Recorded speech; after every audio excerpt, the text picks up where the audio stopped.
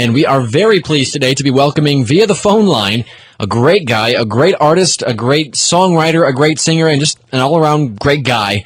His name is Andrew Peterson. Andrew, thanks for stopping by with us. Hello. How's it going, buddy? Going good. How are you doing? I'm doing really well. Thanks, Andrew. What are you up to today? I just ate a big old fat hamburger, so I'm feeling fine. Right on.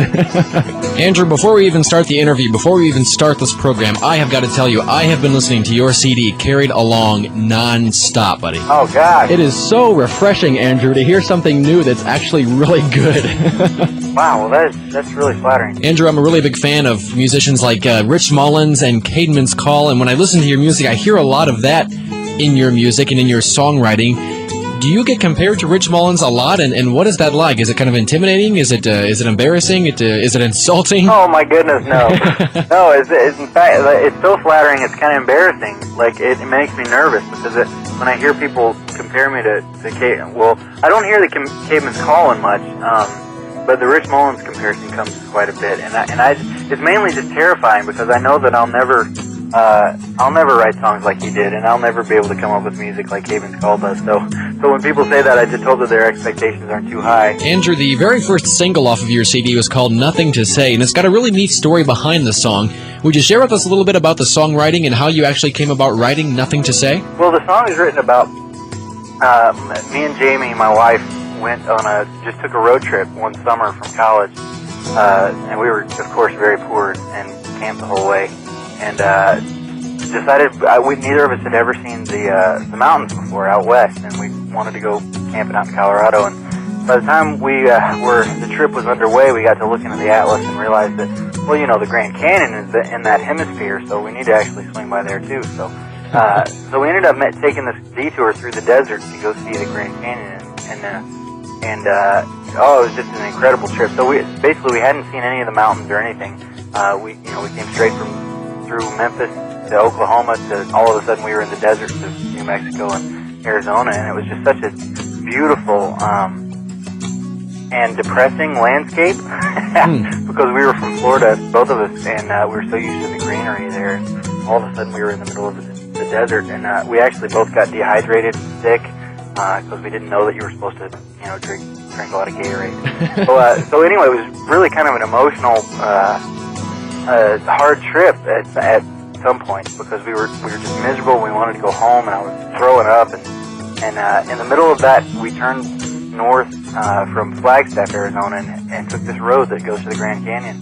And there's a mountain range in Flagstaff, and all of a sudden the desert fades away, and it's there's a snow-capped peak and beautiful mountains everywhere. And it was such a refreshing thing to see that in light of the desert that we've been in for so many miles, that I got a little bit choked up and asked Jamie to drive so that I wouldn't wreck the car and drive it off a cliff or something. So anyway, so that's kind of what the song is about that trip that my wife and I took, and how God refreshed us with the mountains and the canyon, and how beautiful all that was. And we were listening to a Rich Mullins CD while we were driving up there, so kind of added to the inspiration of it all. In the mountains sing your glory, hallelujah.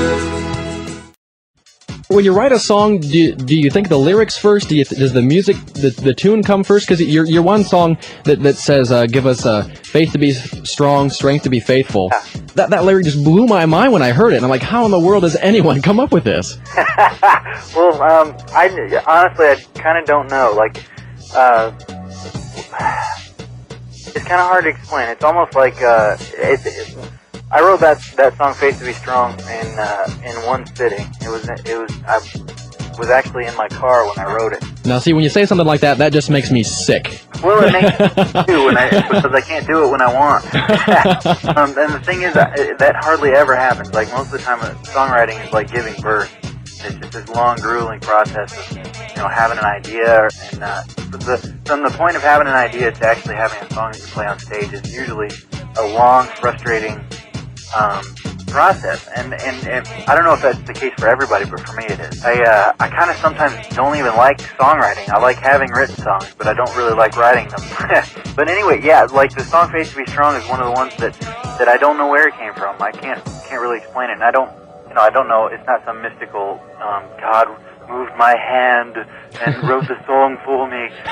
It's not like that, but it is one of those things where you realize sometimes that what you have is just this thing that's just been given to you. That isn't coming across right. I guess what I'm saying is it's a gift in the same sense that when you get something you just completely don't deserve, and it's humbling and kind of scary, and you want to honor that gift. That's how I feel when sometimes a song is able to come out and say exactly what I mean, and even more than that, say exactly what people need to hear. That's when it's scary and exciting, and that's why I do it. That's kind of the whole point. But anyway, a line like that, sometimes they just kind of just come out that way, and I can't really explain where it came from. I wish I could. That way I could do it whenever I wanted to. I can't think of any other ones that came out that easily. And I think sometimes the songs that come out easily like that are better. Sometimes it sounds a lot more natural and a little more of a window into exactly how you felt at that time.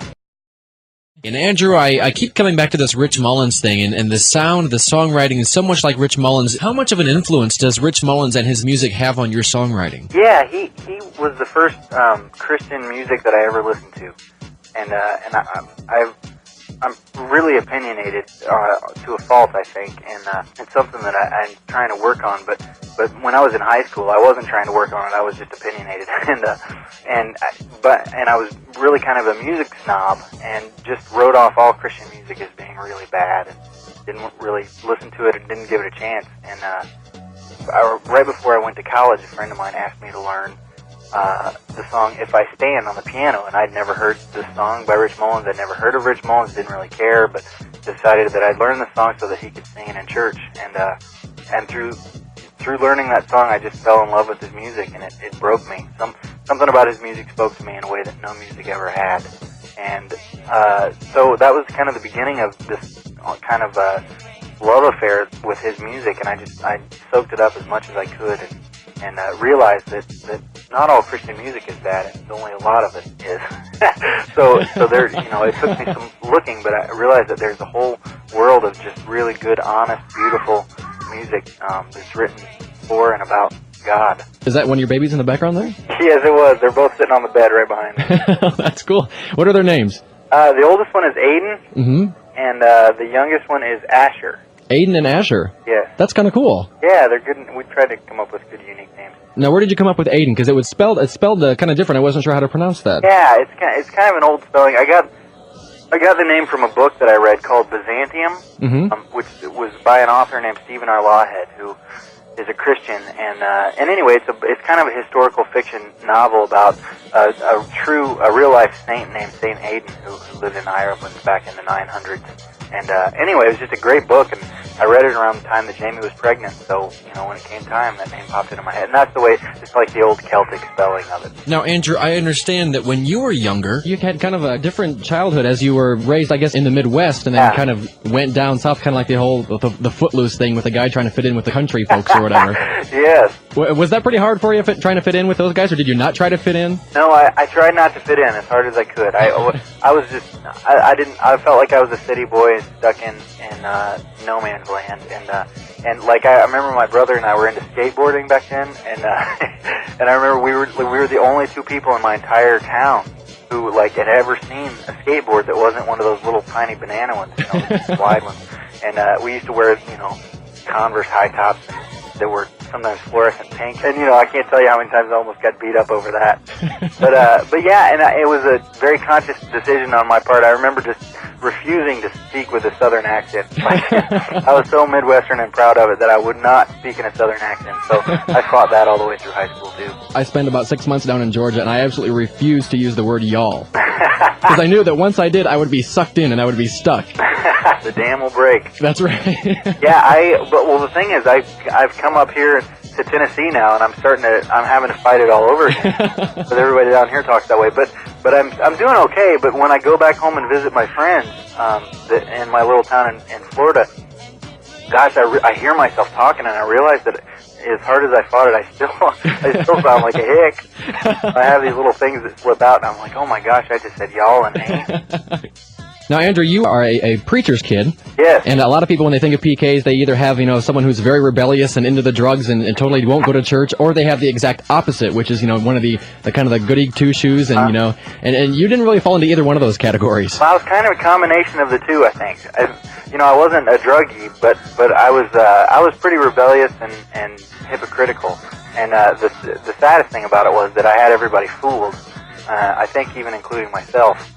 That because I was just a master at showing up on Sunday morning for church and being the perfect little angel preacher's kid, and mainly because I wanted to date the elder's daughter, and and anyway, I was really good at just being good when I needed to, but behind the scenes and when the grown-ups weren't watching, I was a jerk.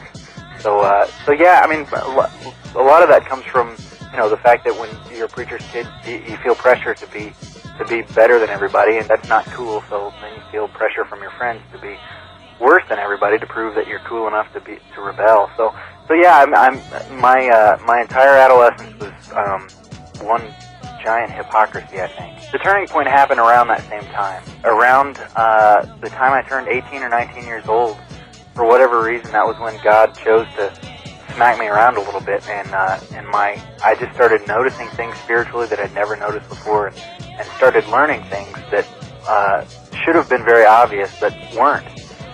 Things like grace. I never understood the beauty of what grace was until I was about 19 years old. I was still, and I'm not lying, this sounds, and I say this is kind of embarrassing, but I honestly believe that salvation was about works.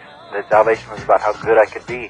And, that's where a lot of my hypocrisy came from, is I just felt this need to cover up how bad I was and try to be good and fool God into thinking I'm good enough for heaven.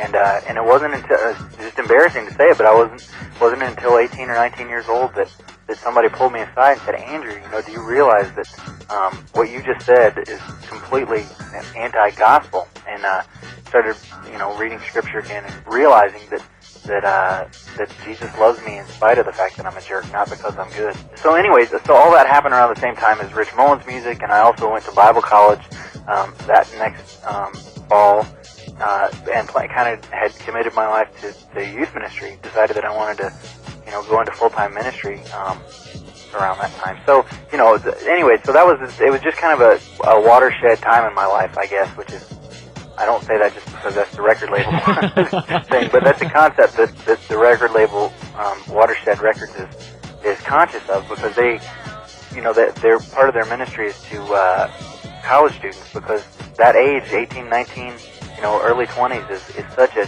huge turning point in so many young people's lives. That's when they start asking questions about their faith and making real grown-up decisions about what it is they're going to believe. So that's kind of how it happened to me. When you went to Bible school, that's where you met Jamie, correct? Yes. Was that love at first sight for you?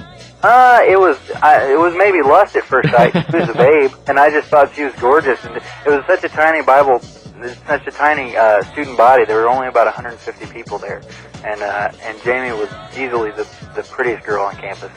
And she was a junior, and I was a freshman, so I had no chance. I pulled out all the stops, and I played the piano, and she saw me playing the piano, and she came over and sat by me, when we first met. Anyway, it was I think that there was something there from the beginning, and we dated for a while. She was actually the keyboard player in the band that I had in college called called Dr. Penguin was the name of the band that thank the Lord broke up after only one show. But that was kind of how we met and started to be friends. And I guess we were married about a year later. It was great. I mean, I'm not into the big wait for engagements. When people tell me they're going to be engaged for 2 years, I think, man, forget that. I can't control myself that long.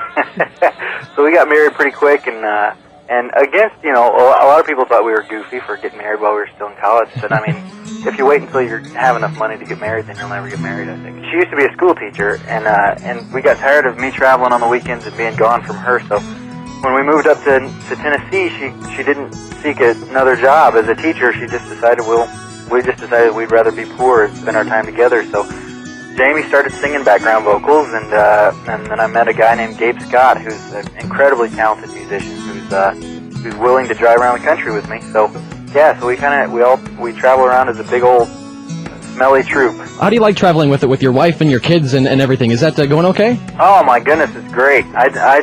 I'm such a wimp. I think that sometimes that I'm not dependent on them, and then they leave for a few days, and I'm a wreck. So yeah, I'm such a fortunate man to have a wife and a family who I'm with my wife and family more than almost any other person I know in the world, because most, if we stayed at home, I'd have to be gone at work for several hours a day, and the way we do it now, I'm with them almost 24 hours a day, just constantly, because we're in the van driving to concerts every day, and Jamie sings with me. The only time apart from the kids are during the actual concert when the babysitter takes them away. But man, it's such a privilege to be able to do it. And I don't know how long it's going to last, because we're approaching decisions where the kids are going to have to go to school or be homeschooled or whatever. So we're kind of putting off those decisions and just enjoying being together right now.